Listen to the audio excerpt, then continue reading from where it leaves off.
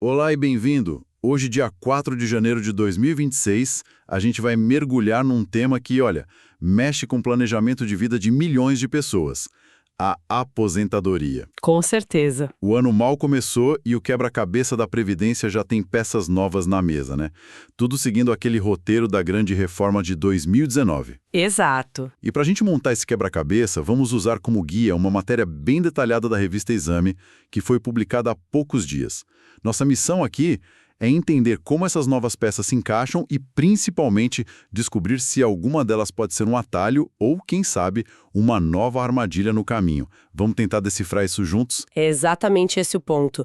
E o que é crucial entender assim, não se trata de uma nova reforma a cada ano. Certo. É a mesma reforma de 2019, só que se desenrolando em câmera lenta, sabe? E 2026 é apenas o capítulo mais recente. O fascinante é ver como esse mecanismo de ajuste progressivo funciona na prática e o impacto que cada meio ponto ou 6 meses a mais pode ter no futuro de alguém. Certo. Então vamos direto para o coração da mudança. O artigo da Exame aponta que duas das principais regras de transição por tempo de contribuição foram ajustadas. Quem acompanha a Previdência já está acostumado com a famosa regra de pontos. A grande questão a cada virada de ano é: qual é o novo número? E para 2026, quais são eles? Então, a regra subiu. A regra de pontos, que é aquela soma simples, né, de idade com tempo de contribuição, agora exige um novo total. Para as mulheres, a meta a se atingir em 2026 é de 93 pontos. 93. Ok. E para os homens, sobe para 103. Isso significa que a diferença entre os sexos se mantém em 10 pontos. Essa diferença foi mantida em todas as regras de transição ou em algum momento ela diminui? É uma característica constante dessa reforma. É uma característica que tem se mantido bastante constante, sim. A lógica de exigir um tempo de contribuição menor das mulheres, o que historicamente se reflete nessa diferença de pontos, foi preservada na maioria das regras. Então, a cada ano, ambos sobem um ponto, mantendo essa distância de 10 pontos entre eles. É uma subida paralela. Entendi. Uma escada com 2 degraus subindo juntos. E a segunda grande mudança que o artigo menciona: ela foca em quem tem muito tempo de contribuição, mas talvez ainda não tenha a idade para a regra geral. É a regra da idade mínima progressiva, certo? Exatamente. Nessa regra, o foco não é na soma, mas em atingir 2 pisos ao mesmo tempo. Um de tempo de contribuição e outro de idade. E é o piso da idade que está subindo. Para 2026, as mulheres precisam ter, no mínimo, 59 anos e meio. 59,5. Isso. E os homens, 64 anos e meio. E essa escada também continua subindo nos próximos anos, então. Até onde ela vai? Sim, a cada ano são acrescentados mais 6 meses. Isso vai até que essa idade mínima atinja os 62 anos para as mulheres e os 65 para os homens. A previsão é que isso aconteça em 2031. Um detalhe crucial que o artigo ressalta é que o tempo de contribuição mínimo para essa regra não muda, tá? Ah, isso é importante. Continua fixo em 30 anos para mulheres e 35 para homens. O que se move é só a idade. Isso significa que, na prática, a cada ano, a janela de oportunidade para se aposentar por essa regra fica um pouco mais difícil de alcançar. Alguém que contava com ela em 2025 e não cumpriu os requisitos, agora em 2026 precisa correr atrás de mais 6 meses de idade. Perfeito, é uma meta móvel. E essa é a essência das regras de transição, né? Elas vão gradualmente endurecendo até convergirem para a regra permanente que a reforma estabeleceu. Entendi. Então a regra geral está subindo a régua para todo mundo, mas a gente sabe que no Brasil a regra geral raramente se aplica a todos da mesma forma. O artigo da Exame mergulha justamente nessas exceções, começando por uma categoria que sempre tem regras próprias: os servidores públicos. O que muda para eles? Para os servidores públicos federais, a lógica de pontos é a mesma que a gente acabou de ver: 93 para mulheres, 103 para homens.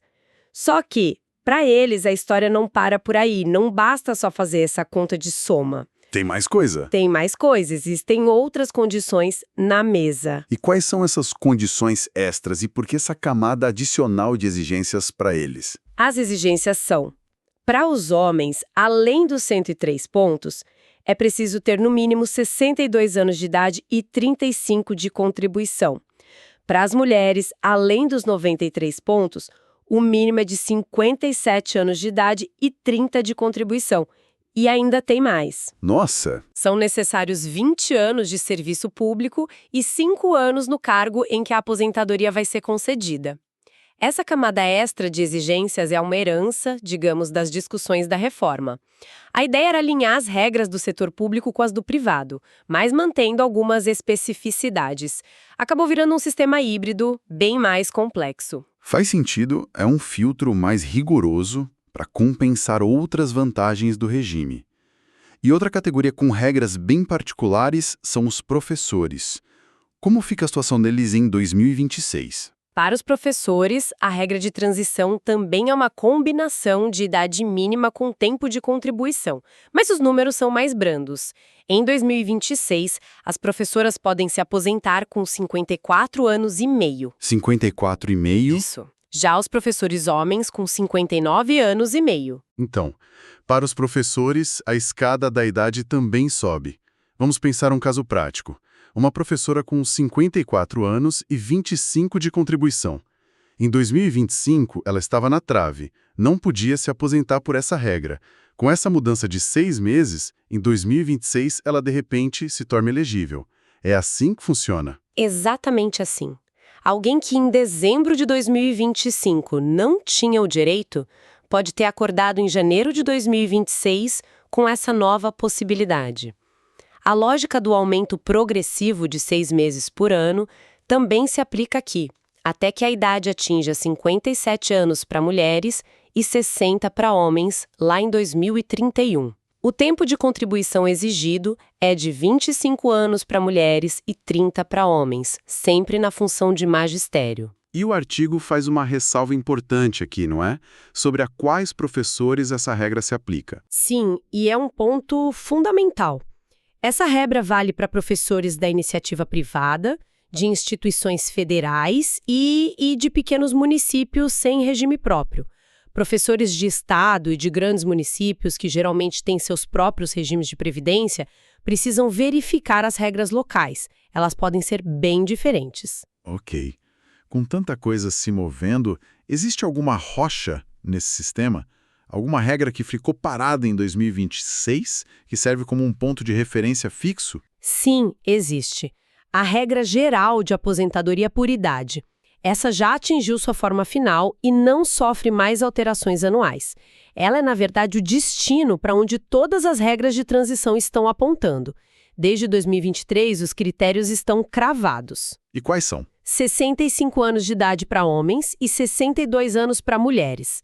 Para ambos, o tempo mínimo de contribuição exigido é de 15 anos. Essa é a regra permanente, sabe? O ponto final da reforma. Certo.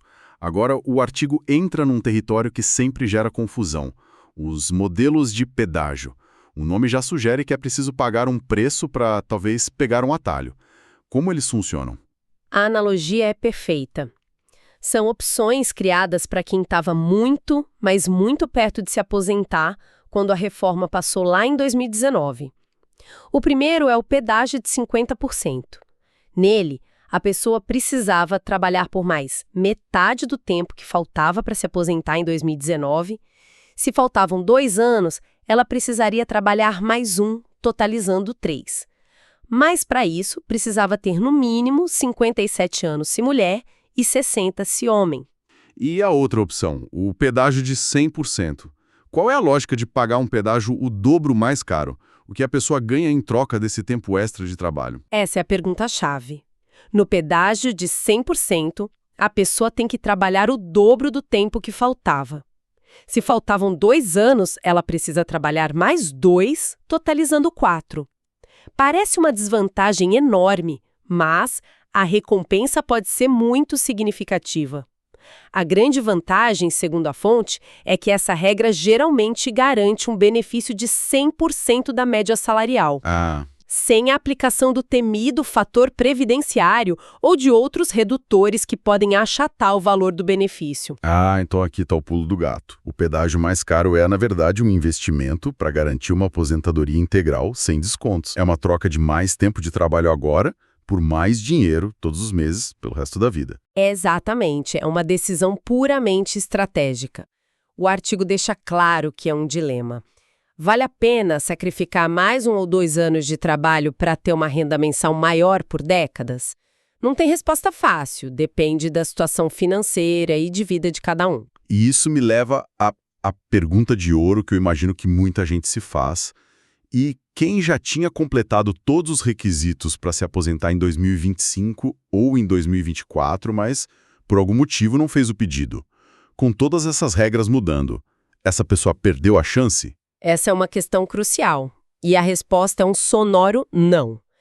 Quem já havia cumprido todos os requisitos mantém o que a gente chama de direito adquirido. Direito adquirido. Isso. O direito adquirido funciona como um carimbo no passaporte. Mesmo que o país mude as regras de visto no dia seguinte, o seu carimbo ainda é válido para aquela entrada. Uma vez que você cumpriu as condições, ninguém pode tirar esse direito de você, não importa o que mude depois. Pode pedir a aposentadoria pelas regras antigas quando quiser. Essa analogia do passaporte é ótima, deixa tudo muito claro. Ok, já vimos as peças novas do quebra-cabeça, as peças fixas e até os atalhos. Agora, como alguém que está no meio desse jogo consegue montar o próprio tabuleiro? Como transformar toda essa teoria num plano prático? O planejamento é tudo. E a fonte destaca uma ferramenta que é o ponto de partida para qualquer um, o simulador de aposentadoria do INSS. Ele está disponível tanto no site quanto no aplicativo Meu INSS. E qual o verdadeiro valor desse simulador? Ele só mostra uma data futura ou serve para algo mais estratégico? Ele vai muito além de só mostrar uma data. O mais valioso do simulador não é apenas ver quando vai se aposentar, é poder comparar os cenários.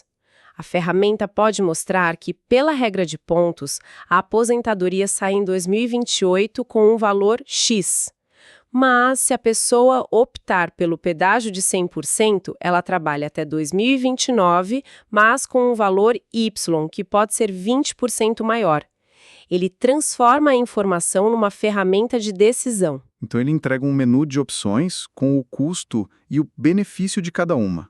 E o acesso a isso é complicado? Segundo o artigo, o processo é todo online e bem direto. Basta entrar no portal ou aplicativo Meu INSS, com o login do gov.br, buscar por Simular Aposentadoria, e o sistema cruza os seus dados e apresenta os cálculos para todas as regras em que a pessoa pode se encaixar. Todas elas. Todas, incluindo as de transição, as de pedágio e até as regras pré-reforma, caso a pessoa tenha direito adquirido. E ele gera um relatório completo em PDF para analisar com calma. Isso é bem útil. É, mas isso levanta um ponto importante. O próprio artigo faz questão de frisar que o simulador, por mais útil que seja, tem um caráter informativo. Ele não garante o direito à aposentadoria. Certo, é uma simulação. Exato. A função dele é ajudar a pessoa a entender os cenários e se organizar. Por quê? Porque pode haver vínculos de trabalho que não foram registrados corretamente no sistema, ou períodos de contribuição que precisam ser comprovados manualmente. O simulador é um excelente ponto de partida, mas não é necessariamente a linha de chegada. Certo. Para amarrar tudo, então, as grandes novidades de 2026 estão nas regras de transição. A regra de pontos agora exige 93 para mulheres e 103 para homens. E a regra da idade mínima progressiva subiu para 59 anos e meio para elas e 64 anos e meio para eles. Exato. E se a gente conectar isso ao quadro maior, fica evidente o desenho da reforma. Um sistema que se ajusta gradualmente, tornando as exigências maiores com o passar do tempo de forma previsível. O que estamos vendo em 2026 é mais um degrau sendo adicionado a essa escada que começou a ser construída em 2019, o que só reforça a ideia de que o planejamento previdenciário individual deixou de ser opcional e se tornou absolutamente essencial. E isso nos deixa com um pensamento para reflexão. A reforma de 2019 foi desenhada para se adaptar ao longo do tempo, com mudanças anuais, previsíveis, evitando o trauma de uma nova grande reforma a cada década. Pensando nisso, quais outras áreas da nossa vida pública, talvez na tributação ou na educação, poderiam se beneficiar de sistemas com ajustes progressivos e planejados, em vez de mudanças abruptas e reativas?